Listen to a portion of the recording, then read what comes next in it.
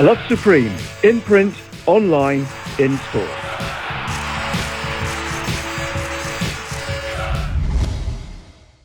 On Thursday morning, Sunderland announced the devastating passing of club legend and king Charlie Hurley. Charlie spent 12 years at the club between 1957 and 1969, making over 400 appearances for the club, and we caught up with some of the people that knew Charlie best. From teammates to friends, here was what they had to say about the king himself. It's Rob Mason, club historian at Sunderland FC, talking about, of course, our player of the century, Charlie Hurley. Very, very, very sad news that Charlie's passed away at the age of 87. I think if you're as old as me, and I'm cracking on a bit, if you're as old as me, you'll have seen Charlie play. But I'm well aware for many, many, many supporters, Charlie Hurley is a name that they know from folklore, they know from their parents or grandparents or friends talking about Charlie Hurley, and they know from maybe a handful of clips of TV footage of him. But of course, Charlie played in the era where not every match was televised, and even when they were, there was just highlights. So he's from an era where you don't have that much video footage of him actually playing. But you've all heard the stories, I'm sure, and any stories you've heard of Charlie Hurley and how good he was, trust me, those stories will not have been exaggerated. There's absolutely no need to exaggerate when you're talking about the king, and he wasn't called the king for nothing. I know that we have a King Charles now, but I think for Sunderland supporters, there's only ever been one King Charlie, and his name is Hurley. And what a player! I was lucky enough to see him. I didn't see him throughout his career. I started going to the first team games in February '67, by which time Charlie was, he'd been at the club for a decade. But I did see him in the last 2 or 3 years of his career. It was a pleasure to see him play. What a colossus of a centre-half.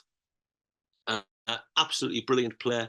But as with in my experience, when you're talking about really brilliant players, you're talking about people like Niall Quinn or Charlie Hurley or Jimmy Montgomery, people of that stature, what I think they've all got in common is they're as good off the pitch as they were on the pitch. Absolute gentlemen. And Charlie was a great, great fella. And as well as his footballing attributes, as a man, he had respect because he earned it, and he earned it massively.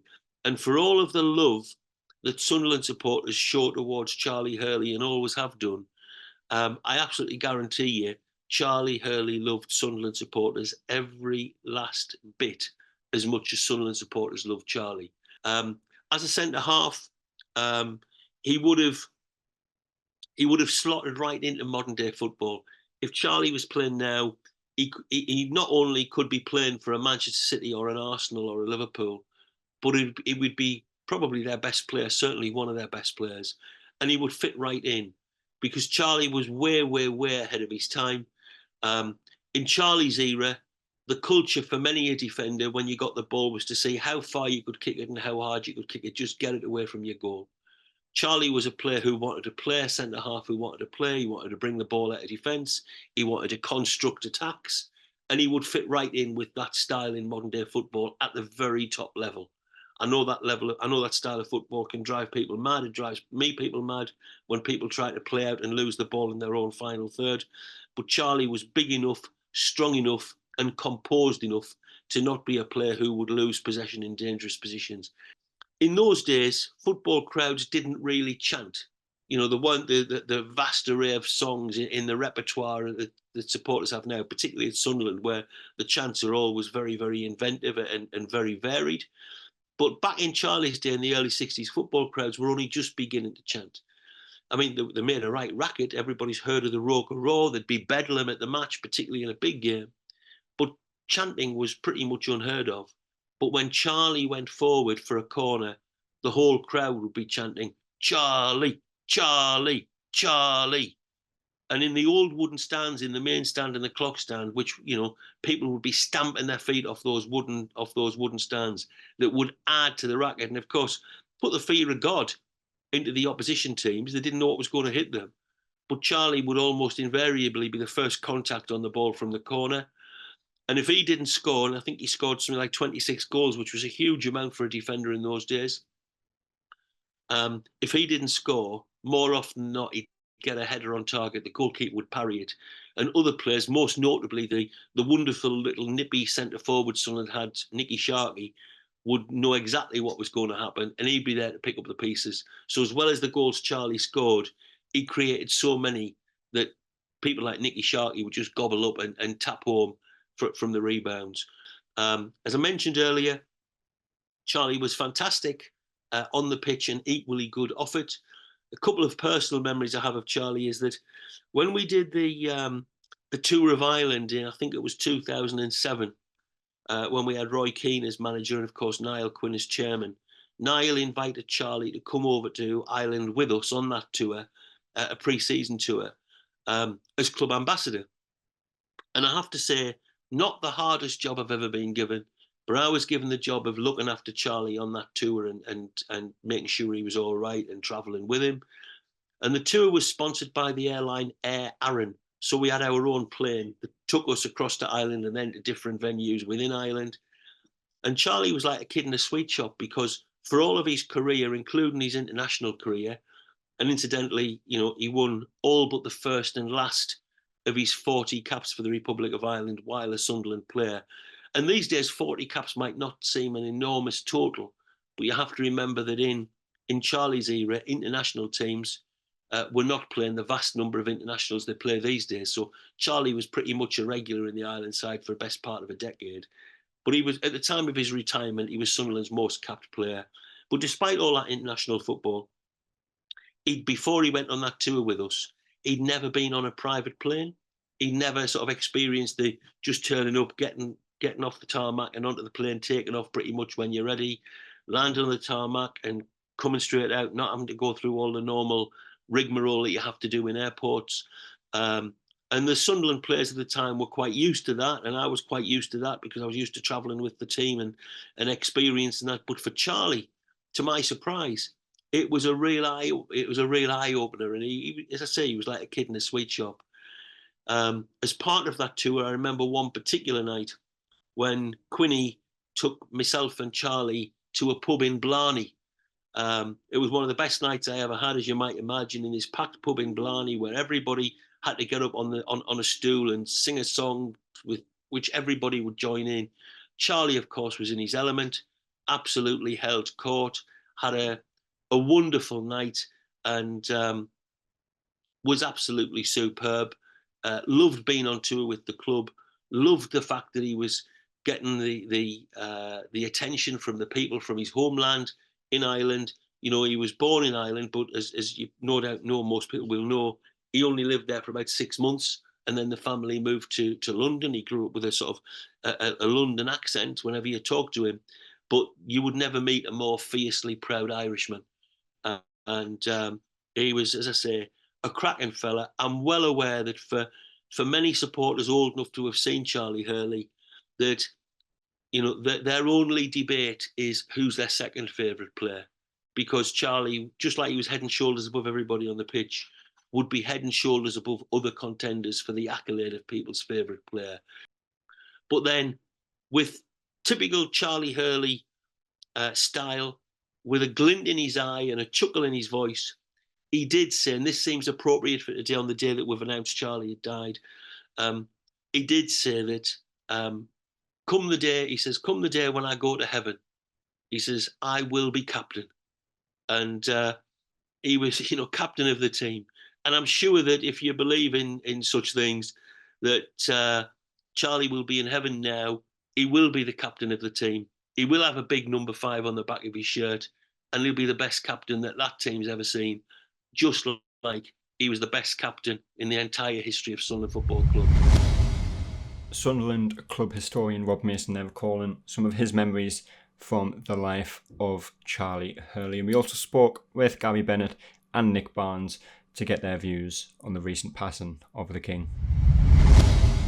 When I first heard the news, I was quite shocked because I hadn't looked at social media, and I got a phone call from work to tell me that Charlie had died. And I was genuinely saddened and shocked because I know many people for whom Charlie Hurley is probably one of the figures who they regard, like Jimmy Montgomery is another, as absolute legends at the football club. I mean, it's easy to say legends sometime, and the phrase, the word is often overused, but I think truly in Charlie Hurley's case, he is a Sunderland legend. Everyone, I think, is familiar with that unbelievable photograph of him running out of the tunnel, up the steps with a ball under his arm, that shock of dark black hair, the red and white shirt, and he just epitomises everything that I think Sunderland fans want of a Sunderland player. Big, strong, a gentle giant of a man off the pitch, but a real giant and a real competitor on the pitch. And to play over 400 games over 12 years, to play for the Republic of Ireland as well. And so many stories about the humanity of the man, and when they've met him, how lovely he was to talk to. And I know that the few occasions he's come back to the Stadium of Light and to Sunderland, he's really relished and embraced returning, loved his time at the football club. And I hear stories, I know someone who grew up not far away from where Charlie lived in the south, in Reading, I think, and how they used to kick a ball about on the street with their mates, with their friends, hoping that Charlie Hurley would walk round the corner and see him playing and pick him and say, you're good enough to play for Sunderland, and grown up with Charlie Hurley as someone who they regard as a true legend. And when they talk about, who would you most like to meet in the world, it would always have been Charlie Hurley. And he had this amazing influence. The fact that the training ground was named after him, the gates are at the Stadium of Light. I know young children, they've been 10, 12 years old who know who Charlie Hurley is. They know the importance, the significance of the man to the football club, because you can't move without hearing at some point Charlie Hurley's name mentioned. And as Mike Dodd said in his press conference ahead of the Watford game this weekend, as soon as he arrived at the club, he went on the tour. The first name that's mentioned is Charlie Hurley. An immense man, an immense figure, an immense legacy left by Charlie Hurley. And I think you can just tell by the outpourings and the stories on social media alone today, once the news was announced, how much Charlie was loved and how significant and important he is to the football club. Wouldn't it be lovely if they could erect a statue to Charlie Hurley in the same way that Bob Stoker's got his statue? I think it would be fitting to have a statue to Charlie Hurley at the Stadium of Light. Who knows what may materialise in the coming weeks, the coming months, but it would be fitting, bearing in mind the status, the size of the man in every sense of the word size. He is and will be very, very sadly missed. Oh, first of all, my condolences go out to Charlie's family. Again, I've had the pleasure of being in the same company as him about 4 or 5 times. I'm part of the Sunderland Former Players Association, and also when he's made come to games, been around behind the scenes. It's been a pleasure to be in his company. And again, when you're talking about being a legend, that's what he is. The greatest player in Sunderland's history. To put on a red and white shirt, and you hear great stories about Charlie Hurley, about the chanting, the way they call his name, and again, an old-fashioned centre forward when he came up for set pieces. It was well known that he was always a threat, but besides that, he was a gentleman off the field as well. He was colossal on the field, but he was a gentleman off the field, and it was a privilege for me to meet and know the man. That was Nick Barnes and Gary Bennett talking about the life of Charlie Hurley. We also caught up with Gary Rowell to get his reaction to the life of the King. Oh, I'm devastated. I'm absolutely devastated. I think the whole Leeds side will be devastated. It's the worst news. I know Charlie was in his 80s, but you just think people like Charlie Hurley will live forever, and in some ways he will, because he'll always be with the Sunderland fans, always. Well, I never played with him. Obviously, I was a different era at the time. But I remember meeting him once at a kit launch back in Peter Reid's days. And I've never met a man with more personality, more charisma. You just knew you were in the presence of greatness when you were with Charlie. And I think they call it the X Factor now, but Charlie had it in spades. He was absolutely phenomenal. A statue, name it, a stand. He's Mr. Sunderland. You know, you don't get the nickname King Charlie for nothing. He is the king. He always will be the king. And if there's a movement to get something, you know, a stand named after him, I'd prefer a statue. If we could get a statue of Charlie Hurley, you know, that would be fantastic. Well, people will know about his football career, you know, that's well documented, and he was an immense centre-half, the greatest centre-half the world's ever seen. That's what the fans used to sing. And that's all well and good, but he was an even better man for me. He always had a smile on his face, a twinkle in his eye, and a great man. Sadly missed. Oh yeah, my thoughts are with Charlie and his family, always at this time. But he'll never be forgotten. He will never be forgotten at Sunderland, on Wearside, the surrounding districts. He is the king, and he always will be. He'll never be forgotten. Gary Rowell there, formerly of Sunderland, recalling some of the fond memories he does have of Charlie Hurley when we caught up with him on a phone call earlier today. We also spoke to Mark Metcalfe, who is the author of the Charlie Hurley autobiography, and this is what he had to say. I'd like to begin by offering condolences to his wife, Joan, who was the love of his life. Yes, I'd start that. And his two daughters, Tracy and Joanne, and his many grandchildren. For those who don't know, obviously I wrote Charlie's authorised biography.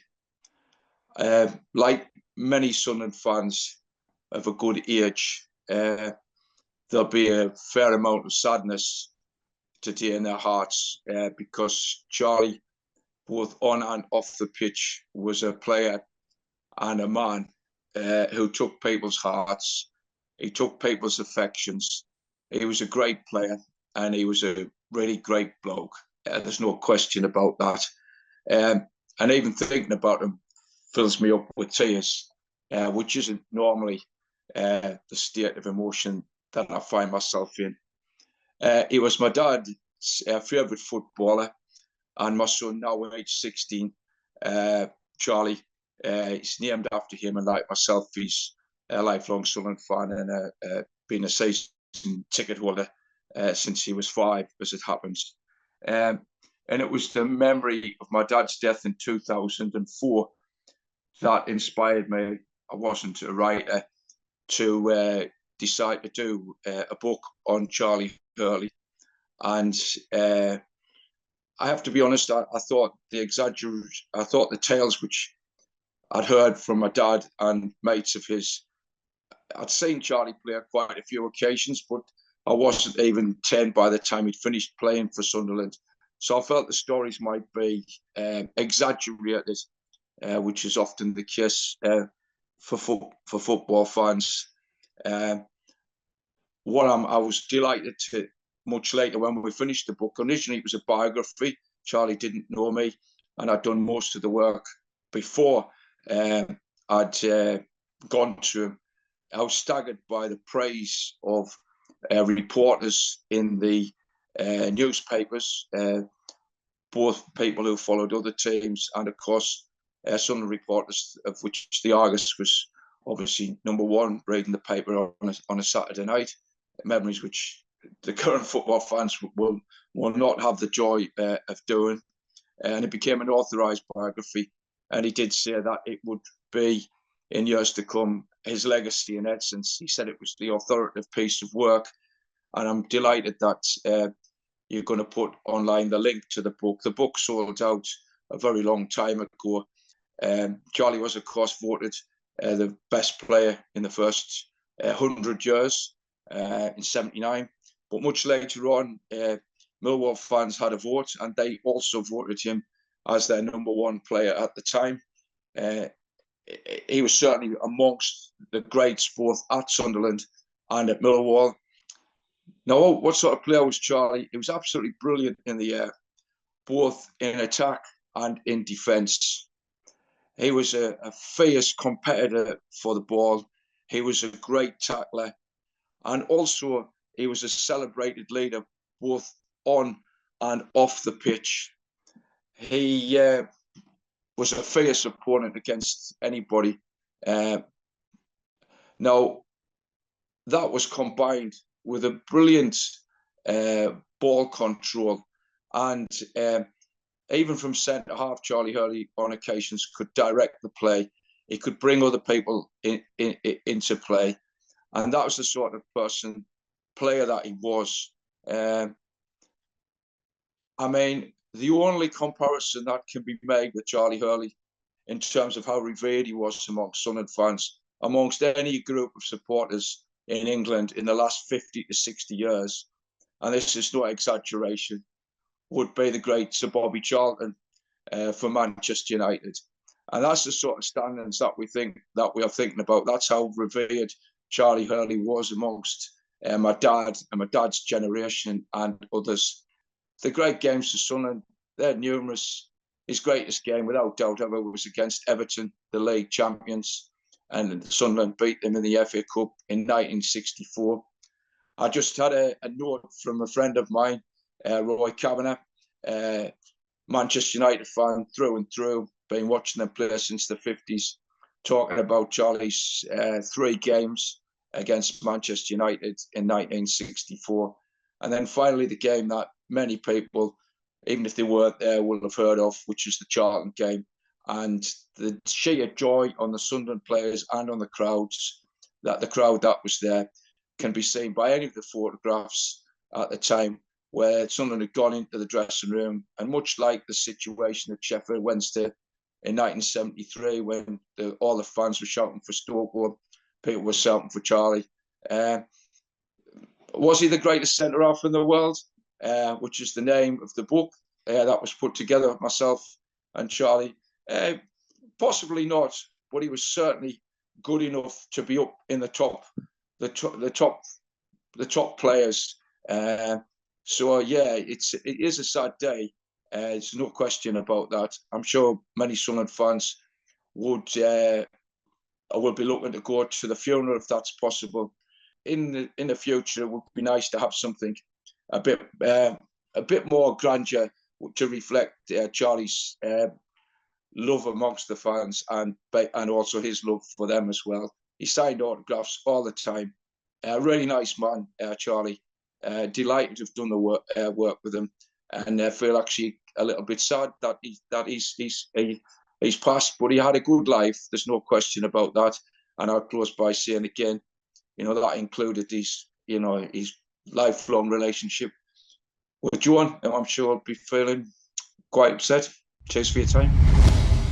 A fitting tribute there by Mark Metcalfe for Charlie Hurley, and of course a link will be in the description of this video wherever you are listening to it, so you can view the autobiography of Charlie Hurley. Earlier today we also spoke to Jimmy Shoulder, of course a young player at Sunderland at the time when Charlie was at the club, and here is what he had to say. I signed pro from when I reached 17, and I still stayed on at school to do my A-levels, but I signed pro 17, and I was allocated the number 32 in the away team dressing room, which is where all the players changed in those days, and we got the bus up to Clean to do the training. And number 31 was Len Ashurst, and number 33 was Charlie Hurley. So as a young 17-year-old, I was stuck between the two most senior players there. And Charlie was really good. I mean, he looked after us all. He was the king. He was the boss of the dressing room. Obviously, mainly for the first couple of years that I was there, well, Charlie was a fixture in the first team. With Ian McCall coming on the scene, Charlie lost his place occasionally, and I got the great pleasure playing at left fullback, of playing just outside of him in the reserves. I played 2 or 3 times in the reserves. And I remember one match that we had. It was probably a Durham County Cup match or something. We played at Spennymoor United, and it had been snowing for 2 or 3 days. But of course, in those days, nothing stopped the matches going ahead, and we played on a pitch that had 2 or 3 inches of snow on it. And I can recall, I tell you who else played in that game. John Park played in that game as well. So we had quite an experienced team. There was 2 or 3 regular first team players playing, as they did in those days. And Charlie was centre half. And every time you played the ball along the deck, it gathered snow, like when you made a snowman. But we got through the game. We won the game. But that just shows the fact that Charlie didn't only just play all those games as the king in Sunderland's first team and score the goals and lead the team to promotion in '64. He also played in what you might call 1 or 2, in inverted commas, joke games. Joke in the sense that the weather conditions made playing a joke. So that sticks in the memory. But obviously what sticks in the memory most is Charlie's displays in the first team, and the fact that I had the great pleasure and honour of tripping next to him every day and chatting to him before and after training, and getting 1 or 2, along with Len next to me, getting 1 or 2 really nuggets of information. As a young 17-year-old, I mean, these days I don't think that happens.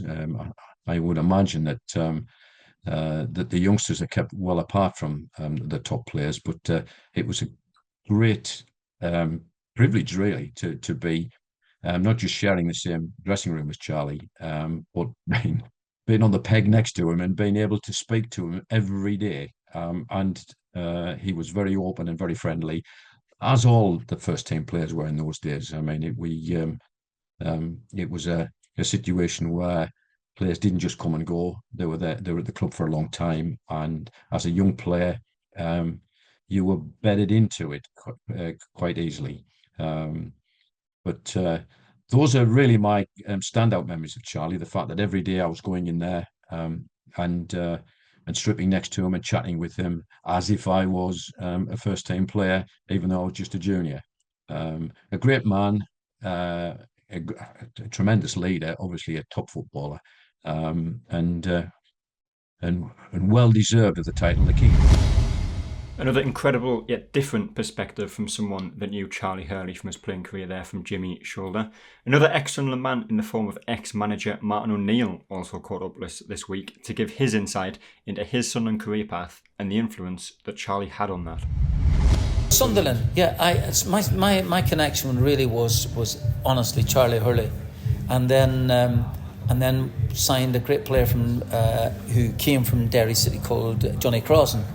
Johnny Crossan, brilliant inside forward, absolutely fantastic.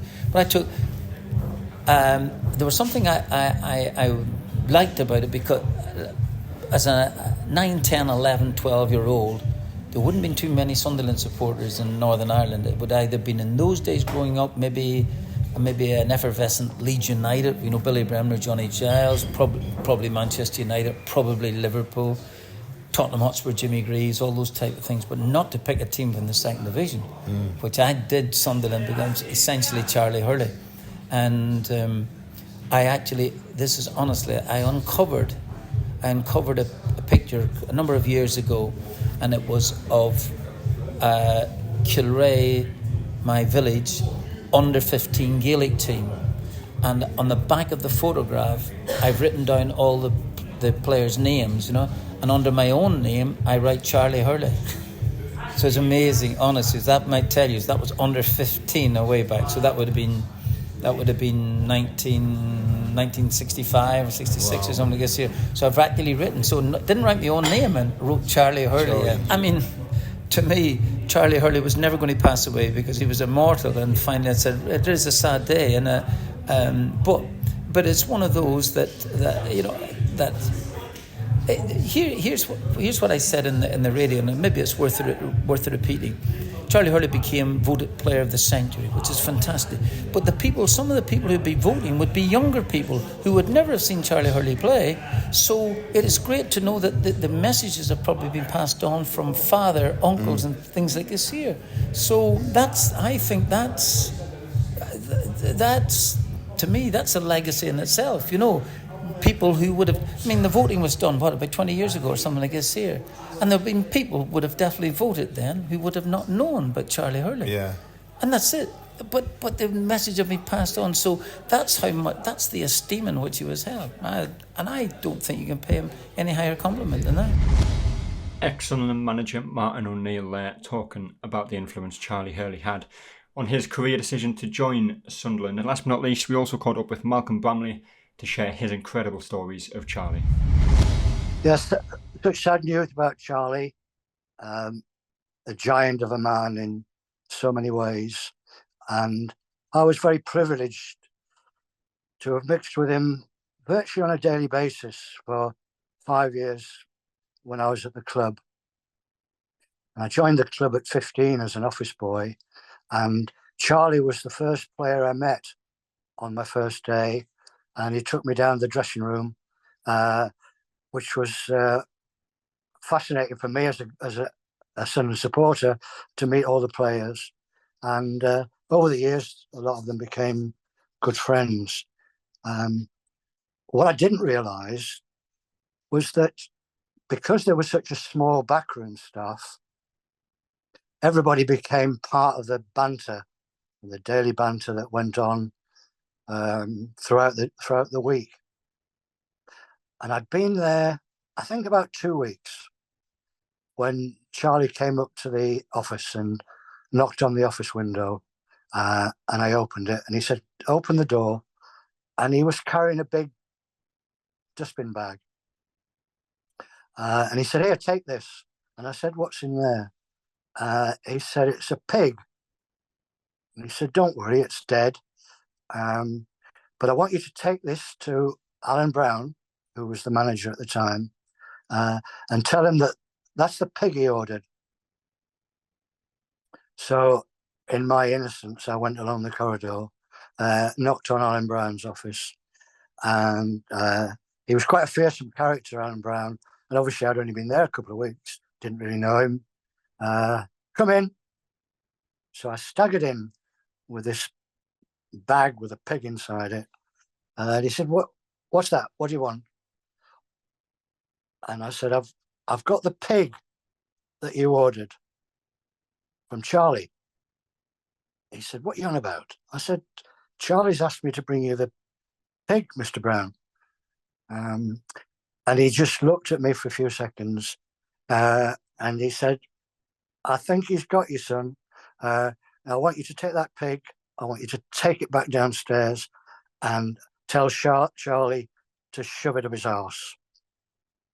And that was my first experience of being part of the banter at a football club. So I got to know Charlie very well.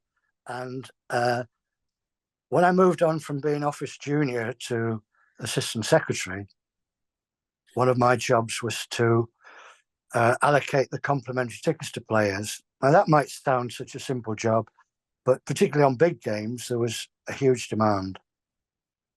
And Charlie, as the captain, was always after extra tickets, both for himself and his family. But what he would do is, I would give him extra tickets, and then the players would come to him and say, "Have you got a spare, Charlie?" And Charlie would produce a couple of tickets from his top pocket, but he always wanted something in return. So he'd say, "Well, you can have these, but I want a couple of steaks from the butchers, or I want a couple of tickets from the Sunderland Empire." So he acted as a bit of a broker. So I looked after Charlie for tickets, and I also used to babysit his two daughters. And Charlie had a Ford Zephyr car, and he loved that car. And of course, when I was babysitting, he used to take me home when him and his wife got back from wherever they'd been. And I loved that car as well. And it was one of the cars with the bench seats, and the gear lever was on the steering wheel. And one day he came into the office and he said, well, look, you've looked after me, and I know you like my car. Would you like to borrow it for a weekend? So, of course, there was only going to be one answer to that. And the weeks went by. I thought he'd forgotten about it. But then the coach was waiting outside for an away match. Charlie comes up to the office, hands me the key, says, there's my car for the weekend. Bring it back on Sunday afternoon. So on the Saturday, I took my mother to Keswick for a run out. And she thought it was wonderful. Never sat in a car like that. Came back, and there was a girl I'd been asking out many times, and she always said no. But she was a big Sunderland fan. So I rang her on the Saturday evening and said, would you come out with me? We'll go for a coffee. No chance. No. I said, I've got Charlie Hurley's car. She said, pick me up at 6:30. So we went along the seafront, had a coffee, came back, and by this time it was dark. And she lived in a cul-de-sac. So I dropped her off, reversing the car, and all of a sudden there was this almighty crash. And I got out, and the front wall of the neighbour's garden had virtually disintegrated. So I panicked, drove off, and the next morning at my mum and dad's house, the phone went, and it was a girl on the phone. She was saying, the neighbours have taken the registration number of the car, and if you don't come round straight away, sort things out, pay for the damage, they're going to report it to the police. So I rushed straight round to the girl's neighbour, apologised, said I would pay for any damage. And that was actually the easy part, because then, of course, I had to go back to Charlie's. Knocked on the door. Hiya, Mal, how are you doing? How have you got on? I said, I've had a great weekend. Took my mother to Keswick, took a girl out that refused to go out with me before. All right, give me the keys. Everything all right? I said, well, just a slight problem, Charlie. So we go around the back of the car. Well, what was left of the back of the car? And Charlie went absolutely crazy, effing and blinding, and said, right, you can babysit my daughters until they're 35 years old, and you're never going to get another penny out of me. And he just slammed the door. So I'm thinking, well, that's my relationship gone with Charlie. So Monday morning, there's a knock on the office door, and one of the players was there, said, Charlie wants to see you in the dressing room. So I thought, oh no, what's coming here? So I go downstairs in the dressing room, and all the professionals and the apprentices are all sat round, all changed, ready to go for training. And Charlie just said to them, right now. And they all started singing the Beatles song with a slight change of words. Baby, you can't drive my car. Baby, you can't drive my car. So Charlie took it in good spirit, and I kept giving him the tickets. But unfortunately, he never let me drive his car again. And also, unfortunately, the girl never went out with me again. And Charlie never, all over the years, Charlie never let me forget about the damage that I did to his car. As I said earlier, great man in so many ways.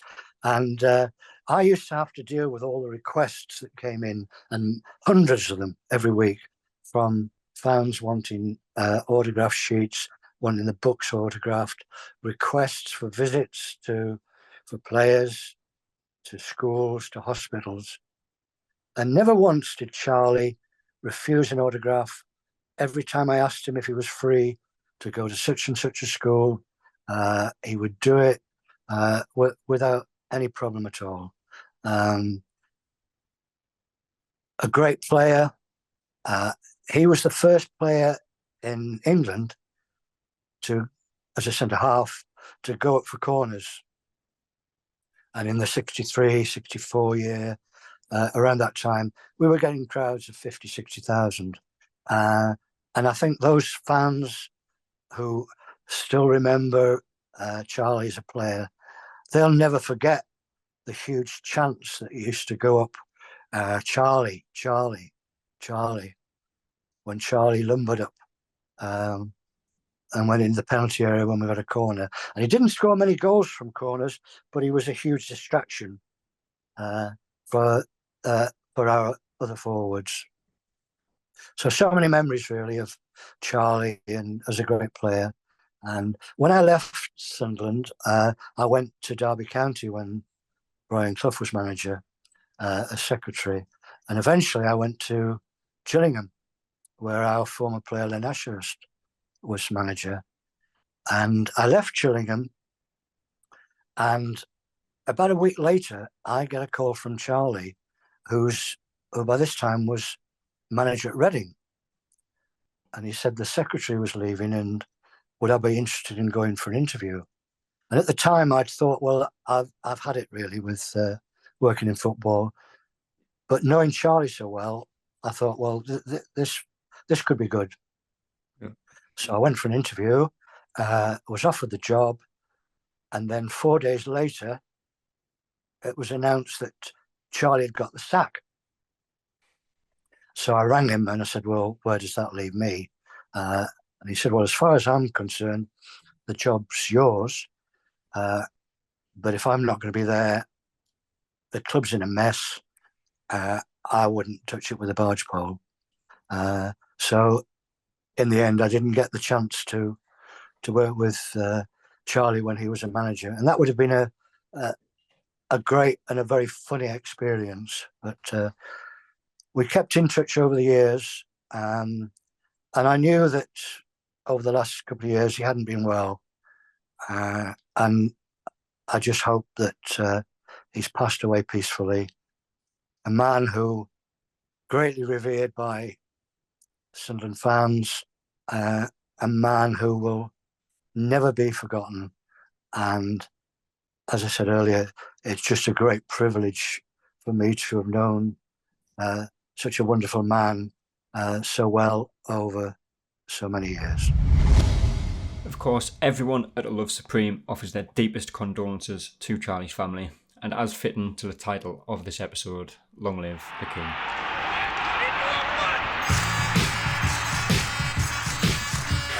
Love Supreme, in print, online, in store.